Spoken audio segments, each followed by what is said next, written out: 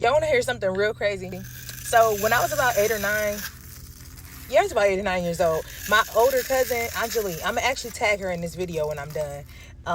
My older cousin, Anjali, and my younger cousin, her sister, Keena, they shared this room at this house. They were like upstairs. And so I remember when I stayed the night over there, and there was this spirit that would not leave me alone. Like, I was trying to get to sleep, but it just wouldn't leave me alone. And so I kept on like moving around. And next thing you know, they went over there bothering my cousin. And I hear my cousin say, all right, now, I'm tired. Leave me alone. I'm trying to get to sleep. You ain't going to be bothering me all night. Like, literally holding a full conversation like, you going to leave me alone. So then I look over there and I said, are you talking? She said, yes, I am talking to them because they better leave me alone because I'm tired now. And they ain't going to pay my bills if I get fired because I'm sleepy and I go in there going off. She the reason that I be going off on them the way I go off because they left her alone. The next morning, I got up and she was getting ready for work. And me and my cousin, we was just getting ready for our day. And so while we get ready for our day and whatever, I was just like, I said, aren't you scared to talk to them like that? She said, no, they better be scared of waking me up out my sleep.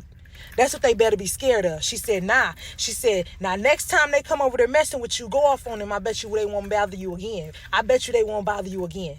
She's like, mark my words. Just do it one good time.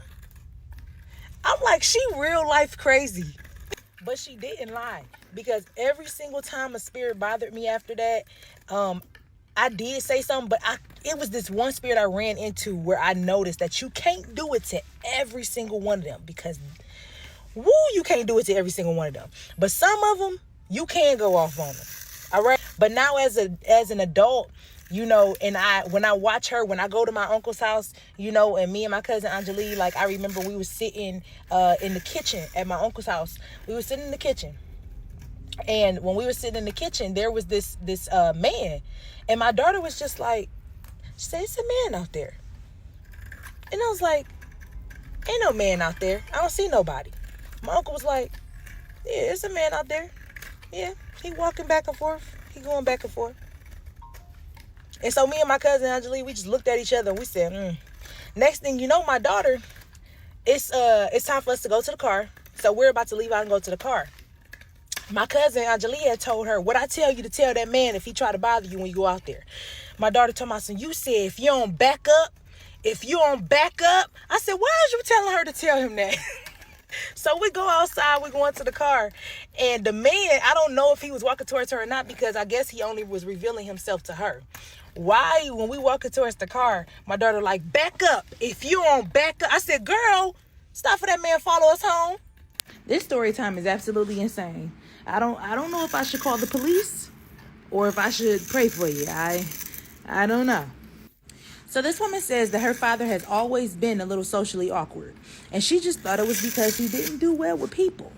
She said that her dad was being real secretive about the garage, and he didn't really want her or her mom in the backyard. It was almost like it was only his, but she thought the whole purpose for a backyard was to entertain. So her father travels for work, and her mother told her, okay, when your father goes out of town, you can have you a few friends over, you know, have your little party in the backyard. That's fine. She's 17 years old. Her mother gave her the okay. So she said it took her a minute to realize the girl standing in the corner, but her friend realized the entire time, like, did you invite her? Do we even know her? She said that the girl appeared to be really dirty. She didn't speak to anyone. She never touched any food, never touched anything to drink. She just stood there the entire party. So she said, fast forward, it was time to clean up. Everybody had gone home. Her mom came out to help her clean up the backyard. And, you know, it was time for her to go in the house and get ready for bed. So she says she's in the shower and she sees a human figure, walk past the shower curtain. Instantly she stops and she pokes her head out there because she thinks that it's her mom in there, maybe looking for something in the drawers like she always does.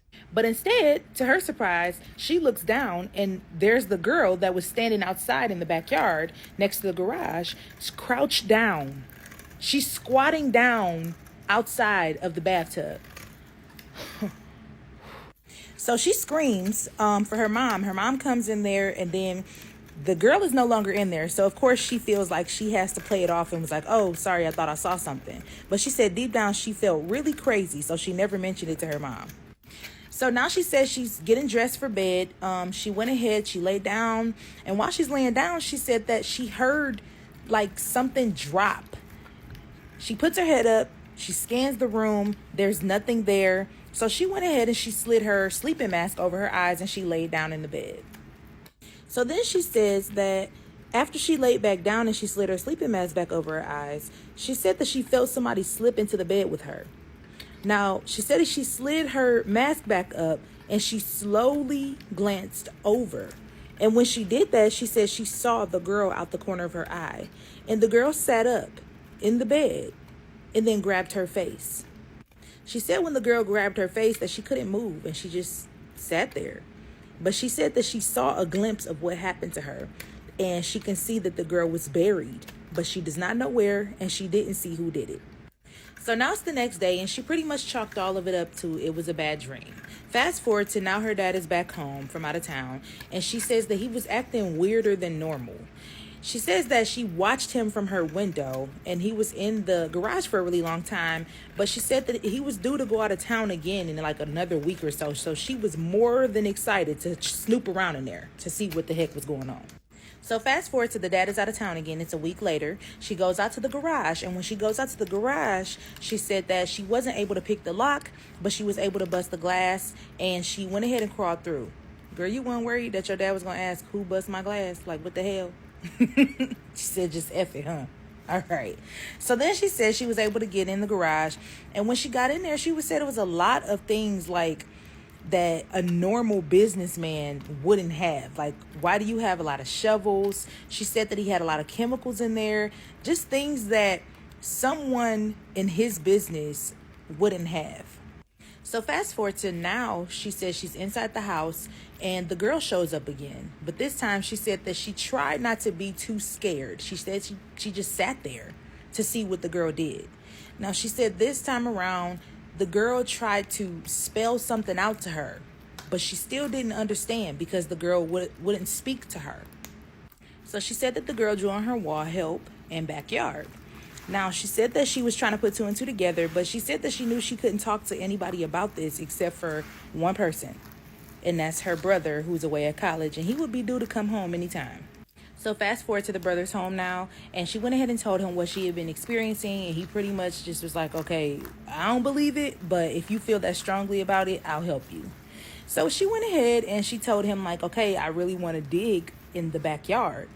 So the brother is really rebellious. He doesn't care about how the dad feels about things. So he helped his sister dig up stuff in the backyard.